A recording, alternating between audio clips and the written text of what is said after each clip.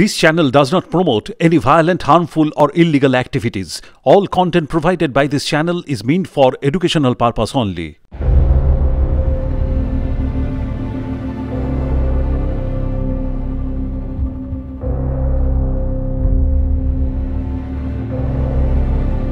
পয়লা বৈশাখের সকাল থেকে ঠিক ভিড় জমে। তার আগে চলে ভূত তৈরির ব্যস্ততা। ফুলিয়া তালতলা গ্রাম মেতে ওঠে ভূত পুজোয়। নববর্ষের দিন এই ভূত পুজো আগে হতো বাংলাদেশের টাঙ্গাইলে। মূলত তন্তুবাই সম্প্রদায়ের মানুষজন এই পুজো করতেন।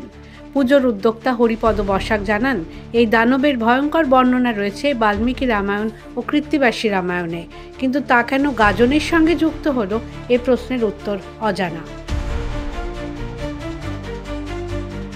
আসলে এটা হচ্ছে রামায়ণের চরিত্র কবন্ধ থেকে এই ধারণাটা এসছে, কিন্তু রামায়ণের সঙ্গে তো শিবের বা এই শিব সম্পর্কিত পুজো পার্বণের কোনো বিষয় নেই, উল্লেখও নেই। এই কবন্ধ কেন এই গাজনের উৎসবের সঙ্গে যুক্ত হলো সেটা নিয়ে ভালো ব্যাখ্যা কেউ দিতে পারছেন না। কিন্তু এই মূর্তিটাকে করা হয় রামায়ণের বর্ণনা অনুযায়ী। এটা ইন্দ্রের সঙ্গে যুদ্ধ করতে গিয়েছিল ওই দনু বা কুম্ভক বলে নাম পাওয়া যায়। সেই দনু ইন্দ্রের সঙ্গে যুদ্ধ করতে গিয়েছিল। ইন্দ্র বজ্র মেরে তার মাথা এবং মুখ বুকের ভিতর ঢুকিয়ে দিয়েছিল।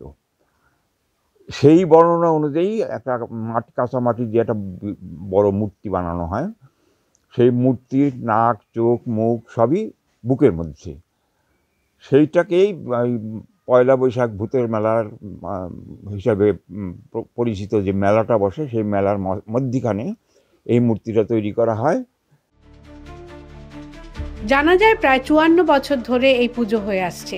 স্থানীয় বাসিন্দা দেবব্রত বসাক জানান, প্রতিমা তৈরি করতে কোনো মৃৎশিল্পীর প্রয়োজন হয় না। সব সন্ন্যাসীরা মিলে কাঁচা মাটি ও রং দিয়ে তৈরি করেন। এইটা অ্যাকচুয়ালি ভূত পুজো বলতে এইটা নিস্কন্ধ বলা হয় এটাকে, অর্থাৎ যার স্কন্ধ কাটা নামে পরিচিত। এটা আমাদের হয়ে আসছে প্রায় বাংলাদেশে ওপার বাংলা থেকে। এপারে শুরু হয়েছে প্রায় 53-54 বছর ধরে চলছে, কোনো বছরই বাদ যায়নি। তো এবছর আমরা পয়লা বৈশাখে আয়োজন করেছি এই ভূতের পুজোর। চৈত্র মাসে মোটামুটি 22-23 তারিখ থেকে আমরা গঙ্গায় ঠাকুর স্নান করানোর থেকে শুরু করে নিরামিষ খাওয়া দাওয়া করে আমরা এই কটা দিন মেতে থাকি। পাট ঠাকুর স্নান করিয়ে আমরা বাড়ি বাড়ি ঘুরি, বাবার নাম নিয়ে থাকি। আর পয়লা বৈশাখের দিন আমাদের এই পুজোটা হয়ে থাকে। তো প্রতি বছরের ন্যায় এবছরে আমরা সেই পুজোর আয়োজন করেছি। সকাল থেকে কি প্রস্তুতি চলছে আপনাদের? হ্যাঁ, সকাল থেকে প্রস্তুতি চলছে। নানান রকম দোকানপাট আসবে, নানা রকম জিনিসপত্র নিয়ে বসবে। তারপরে ধরুন মহাদেব মন্দিরে সকাল থেকে স্নান পর্ব শুরু হয়েছে। কোনো মৃৎশিল্পী দিয়ে এটাকে তৈরি করানো হয় না। এটা দিন পুরোটাই নিজেরা, মানে যে সন্ন্যাসীরা আর কি সারাটা মাস ঘোরাফেরা করে ঠাকুরের সাথে, তারাই এটা হাতে হাতে সমস্ত কাজটা সম্পূর্ণ করে আর কি। স্থানীয় বাসিন্দা নিখিল সরকার জানান, দুর্গাপুজো, কালী পুজো উৎসবের মতোই পয়লা বৈশাখের দিন ভূত পুজোতে মেতে থাকেন এলাকার বাসিন্দারা। এই পুজোটা আজ থেকে 7 দিন আগের থেকে শুরু হয়েছে। আর আমাদের এই ঠাকুরটা এটা বাংলাদেশেও এই রীতি মেনেই ওখানে বাংলাদেশ ঘারিন্দাতে হতো টাঙ্গাইলের, সেইখান থেকে এই ঠাকুর এইখানে চলে এসছে। আমরা পয়লা বৈশাখ হলেই আমরা ভাবি যে আমাদের একটা বছরের যেরকম অন্য পূজা, দুর্গা পূজা, সরস্বতী পূজা, লক্ষ্মী পূজা যেরকম আমরা একটা নিয়ম মেনে চলি, আমরাও কিন্তু এই পূজাটাকে আমরা আগের থেকে দীর্ঘ 40 বছর আগের থেকে আমরা এই পূজাটাকে ওই প্রথা অনুযায়ী আমরা মেনে আসি যে আমাদের এই পয়লা বৈশাখ দিনটা আসলে আমরা সারা দিন আনন্দের সহিত এখানে কাটাবো।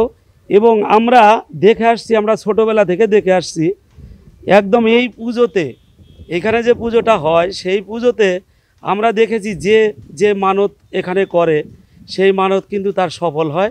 আমরা দীর্ঘদিন থেকে দেখে আসছি এবং আমাদের যারা বয়োজ্যেষ্ঠ দাদু ঠাকমা তারা ছিল, তারা কিন্তু এই পূজাটা সম্বন্ধে আমাদের বলতো যে এই ব্যাপার। আমরা কিন্তু সেই অনুযায়ী আমাদের দাদু ঠাকমা যারা গুরুজন ব্যক্তি, তাদের কথা শুনে আমরা এই পয়লা বৈশাখের এই পুজোটাকে আমরা সেই রীতি মেনেই আমরা চলি। নদিয়া থেকে কাজল বসাকের রিপোর্ট, দ্য ওয়াল।